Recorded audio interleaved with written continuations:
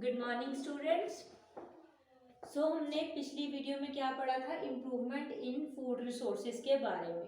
उसमें हमने जनरल बात की थी कि रिसोर्सेज क्या होती हैं, फूड रिसोर्सेज क्या हैं, उनको हम कैसे इम्प्रूव कर सकते हैं। अब हमने पिछली वीडियो में कहाँ तक पढ़ लिया था कि एग्रीकल्चर और एनिमल हस्बेंड्री में कौन कौन से पॉइंट्स हैं जिससे हम उनकी वैरायटी, क्रॉप की वैरायटी को इम्प्रूव कर सकते हैं। आज की वीडियो में हम डिस्कस करेंगे इन सब चीज़ों को डिटेल में। किस चीज़ को पढ़ेंगे हम आज? एग्रीकल्चर के बारे में, कि जो एग्रीकल्चर है, जो एग्रीकल्चर प्लांट्स है, हम उनकी वैरायटी को कैसे इम्प्रूव कर सकते हैं, उनके मेथड्स के बारे में पढ़ेंगे कि हम कैसे उसकी यील्ड को इम्प्रूव करेंगे, कैसे स्टोरेज करेंगे उनकी, और कैसे प्रोटेक्शन करेंगे। First is that is crop variety improvement. हम क्रॉप की वैरायटी को इम्प्रूव कैसे कर सकते हैं?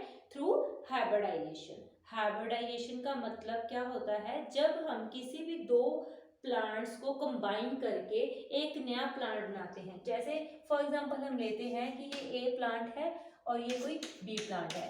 मैंने इन दोनों को कंबाइन करके एक नया प्लांट बना दिया, सी प्लांट बना दिया,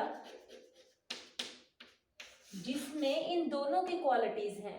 मैंने क्या किया, दो प्लांट्स लिए, एग्जांपल ली, कोई एक प्लांट ए ले लिया, कोई दूसरा प्लांट बी ले लिया। इसकी कुछ और क्वालिटीज हैं और बी प्लांट की कुछ और क्वालिटीज हैं।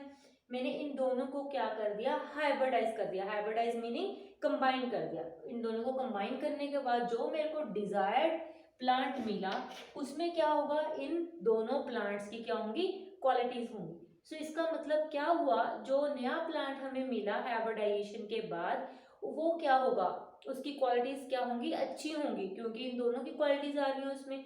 तो ये क्या देगा, हमें अच्छी यील्ड देगा। मतलब क्या देगा, वैरायटी क्या होगी, इम्प्रूव होगी हमारे नए प्लांट की, जो हमने बनाया। किसके थ्रू बनाया हमने? हाइब्रिडाइजेशन के थ्रू बनाया। तो हाइब्रिडाइजेशन क्या हो गया, combining of two plants having different properties and resulting in formation of a new plant which is having qualities of both the previous plants. Next one is we are discussing about factors for which variety improvement is done, कि हम कौन कौन सी चीजें हैं जिसको देख के हम क्रॉप की वैरायटी को इम्प्रूव कर रहे हैं। सबसे पहले क्या हो गया, हायर यील्ड। अब हमारा मेन मोटिव क्या होता है कि हम कोई ऐसा प्लांट या सीड बनाएं जिससे हमें मैक्सिमम क्वांटिटी ऑफ प्लांट मिले, maximum quantity of plant yield मिले। यील्ड का मतलब क्या हुआ, जैसे हमने राइस लिए, राइस का कोई प्लांट मैंने सीड लिया, उसको क्या किया, ग्रो कर दिया। जब ग्रो करने के बाद और आफ्टर हार्वेस्टिंग, उसकी कटाई करने के बाद जो हमें प्रोडक्ट मिल रहा है, राइस चावल मिल रहे हैं, वो क्या है, अगर 1 क्विंटल मिल रहे हैं पहले, जब हमने कोई उसकी इम्प्रूवमेंट नहीं की। अब हम क्या करेंगे, कुछ ऐसी टेक्निक्स को अप्लाई करेंगे, मेथड्स को, कि जो नया प्लांट जब हम उसको ग्रो करें और उसकी हार्वेस्टिंग करें राइस की, उसके बाद हमें क्या मिले, यील्ड ज्यादा मिले। मतलब अब क्या मिले, हमें 2 क्विंटल्स मिले, और आइदर 1 क्विंटल से मतलब ज्यादा मिलना चाहिए, तो हम उसको क्या बोल देंगे, हायर यील्ड। तो ये हम डिफरेंट डिफरेंट मेथड्स के थ्रू करते हैं। जैसे जैसे हायर यील्ड को कैसे ऑब्टेन कर सकते हैं, हम सीड अच्छा ले लें, अच्छा क्वालिटी ऑफ सीड ले लें, तो उससे क्या हो जाएगी, क्वालिटी इंक्रीज हो जाएगी, और उससे हमें इम्प्रूवमेंट ऑफ वेराइटी हो गई। तो नेक्स्ट है इम्प्रूव्ड क्वालिटी। इम्प्रूव्ड क्वालिटी का मतलब क्या है, जैसे फॉर एग्जांपल टोमेटोज हैं, अगर मैं जनरली, पहले एक फार्मर है, वो टोमेटोज को क्या कर रहा है, ग्रो कर रहा है। उसके बाद जब वो सेल करने जा रहा है उन टोमेटोज को इन द मार्केट, तो उसको लेके जाने में वो सिर्फ, जो टोमेटोज हैं, सिर्फ 1 आवर तक अच्छे रहते हैं। उसके बाद जब वो लेट पहुंचे अगर, तो वो क्या हो जाएंगे, खराब हो जाएंगे। लेकिन अगर हमने कुछ ऐसी टेक्निक्स और ऐसे सीड्स लेके उसको ग्रो किया कि अब जो टोमेटोज हैं उसकी लाइफ क्या हो गई, इंक्रीज हो गई। मतलब नेक्स्ट टाइम जब वो मार्केट में सेल करने जा रहा है सेम मतलब टोमेटोज को, तो जो पहले सिर्फ 1 घंटा तक सही रह रहे थे, उसके बाद खराब हो जाते थे, वो बाद में क्या होगा, वो लॉन्ग टाइम ऑफ पीरियड के बाद भी वो खराब नहीं होंगे। तो उनसे क्या हो गया, उसकी इम्प्रूव होगी क्वालिटी, मतलब क्वालिटी वाइज कि वो ज्यादा टाइम तक सही रह रहे हैं, वो खराब नहीं हो रहे।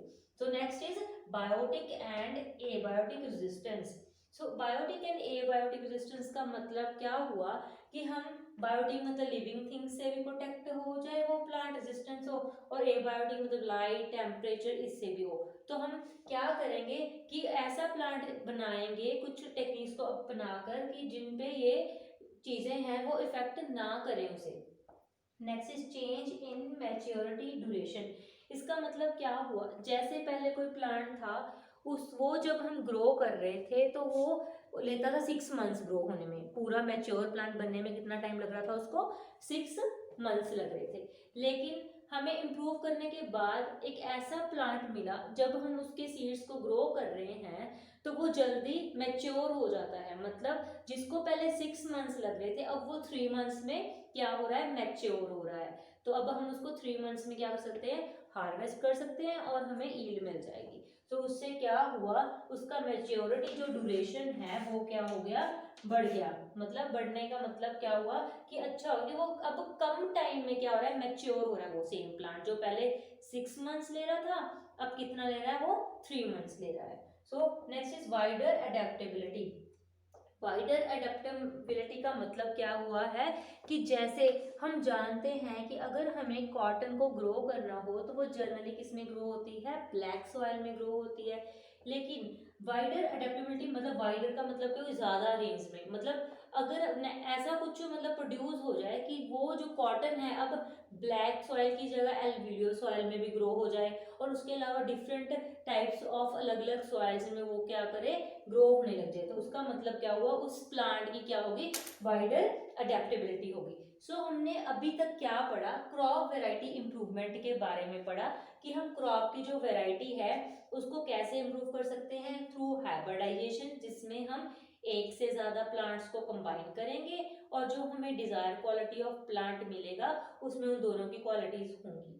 और अब हम कौन कौन से फैक्टर ऐसे हैं जिनको ध्यान में रखते हैं जब हम इम्प्रूव कर रहे हैं वैरायटी को। एक तो क्या कि जो हमें नया सीड या प्लांट मिले उसकी क्या हो, हायर यील्ड हो, मतलब क्वांटिटी वाइज हो क्या, वो ज्यादा दे हमें, इम्प्रूव क्वालिटी हो जिसकी क्वालिटी भी बढ़िया हो, और जो रेजिस्टेंस हो बायोटिक एंड एबायोटिक रेजिस्टेंस, मतलब वो खराब वगैरह जल्दी ना हो, ठीक है।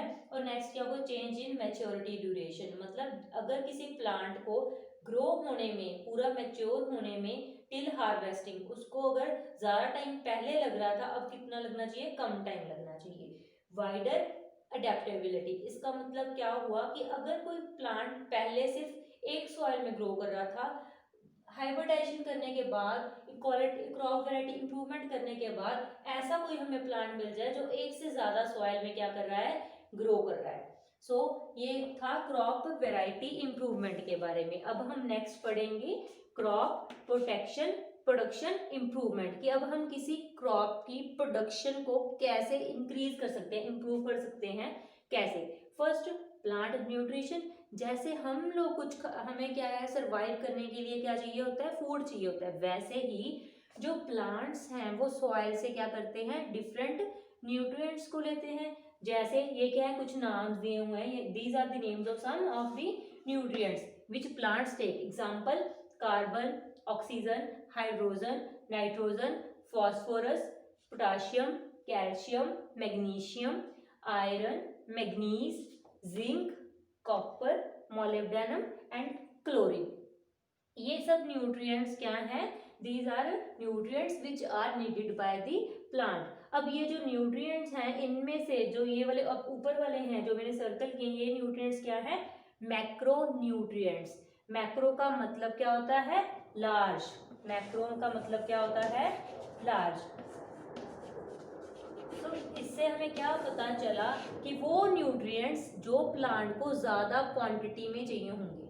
मतलब जैसे हम जनरली फर्टिलाइजर्स वगैरह यूज करते हैं, हम देखते हैं ना उनमें क्या होता है, नाइट्रोजन, फास्फोरस, पोटाशियम, मतलब एनपीके, जो जनरली क्या करते हैं हम मैन्योर्स और फर्टिलाइजर्स में देखते हैं। तो ये जो न्यूट्रिएंट्स हैं, कार्बन, ऑक्सीजन और ये सब, ये क्या है, मैक्रो न्यूट्रिएंट्स, जो प्लांट्स को ज्यादा क्वांटिटी में चाहिए होते हैं। अब प्लांट्स को कार्बन और ऑक्सीजन कैसे मिलती हैं, देखो एयर में कार्बन डाइऑक्साइड गैस होती है, तो कार्बन डाइऑक्साइड गैस के थ्रू है प्लांट्स को क्या मिल जाते हैं, कार्बन और ऑक्सीजन मिल जाते हैं। और हाइड्रोजन और जो ऑक्सीजन है ये वाटर में प्रेजेंट होते हैं, तो through the water plants get oxygen and hydrogen, and the remaining nutrients are they take the remaining nutrients from soil or either through fertilizers or manures. So these are macronutrients, and these the remaining nutrients are micronutrients. Micro meaning which are required in small quantities. So iron, magnesium, zinc, copper, molybdenum and chlorine. These are the nutrients which are needed by the plants in small quantities. That's why they are called as micronutrients. So all these nutrients result in the improvement of crop production. So next one is manure and fertilizer. As you know, what is the difference between manure and fertilizer? Manure are the organic part which is formed by decomposition of plants and animal excreta or dung, and fertilizers are chemical. They are produced by man. Manure lead to increase in variety or fertility of soil. It increases the fertility of soil, while the large uses of fertilizers result in decreasing the quality of soil. So manure is very important. So but which is more important? That is manure. Fertilizers are also important, but manures play much more important role. As so how the manure is formed? Manure is formed through vermicomposting, or it is formed through composting. What is composting? As we know, in composting we take a container or dig a hole in the earth. Then we put some leaves here, and then we cover it with manure, animal excreta. Then in similar process we repeat the layers. Here also leaves come, then animal excreta. Then we left these containers for some days. Then after some days it decomposes and result in the formation of manure. And other one is vermicomposting. In vermicomposting we add earthworms to it. So when we add earthworms to it, it results in improving the fertility of soil. So it is much more important. So these are the two types through which manure is formed. So now further we for example, this is the example of manure or fertilizer like sun hemp. Next one is organic farming. How organic farming is done? In organic farming, no chemicals are used, so quality is better and useful for health. So if plants are grown through organic farming, they result in formation of plants which are healthy and healthier for our life or for our body. So next one is irrigation. What is irrigation? Irrigation is supplying large amount of water to crop. What is irrigation? Supplying large amount of water to crops. So if we supply large amount of water which is needed by plants for the synthesis of their food, it results in improving the production of plants. Next one is cropping patterns. There are too many patterns of cropping. As we know, what does we mean by pattern? Pattern is growing the crop in different manners. Like this is a field. For example, this is a field. In this field, we grow in half of the field we grow one type of plant, and in another part we grow different type of plant. Then we repeat same. We grow same A plant in this field. So this is a pattern, that is repetition. First plant, second crop, then again the first crop. So this is the pattern of cropping in which we grow crops in the field. So cropping patterns are of many types. For example, mixed cropping, intercropping and crop rotation. So all these processes help in the improvement of production of crops. So till now what we have done? We have done about crop variety improvement, crop production improvement. So now further we are going to discuss about crop protection management. As the name tells, what we are going to do in this, that we are protecting our crop from different conditions like pest, sunlight, temperature, atmospheric, the moisture. So there are different methods of protecting the crops. For example, protection from weeds. So firstly we have to know about what are weeds.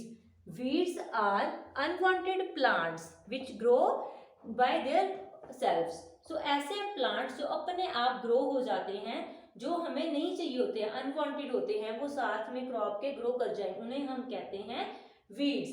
सो हम weeds को कैसे weed से protect कर सकते हैं, अपनी crop को कैसे करेंगे? Through using the chemicals like xanthenium and parthenium. By using this we can protect our crop.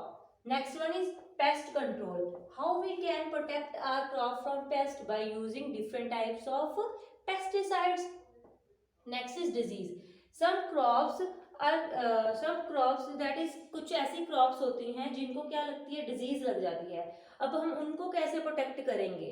उसको प्रोटेक्ट करने के लिए हमें different types of fungi, virus और बैक्टीरिया से प्रोटेक्ट करना पड़ेगा उन्हें. अब ये सब जैसे हम अपने प्लांट को क्या कर रहे हैं, प्रोटेक्ट कर रहे हैं, तो हम प्रोटेक्ट करने के लिए हमें क्या करना पड़ेगा, यूज पेस्टिसाइड्स का यूज करना पड़ेगा. अब जो पेस्टिसाइड्स हैं ये फर्दर कितने टाइप्स की हैं, जैसे हर्बिसाइड्स, फंगिसाइड्स, इंसेक्टिसाइड्स. इनमें डिफरेंस क्या है?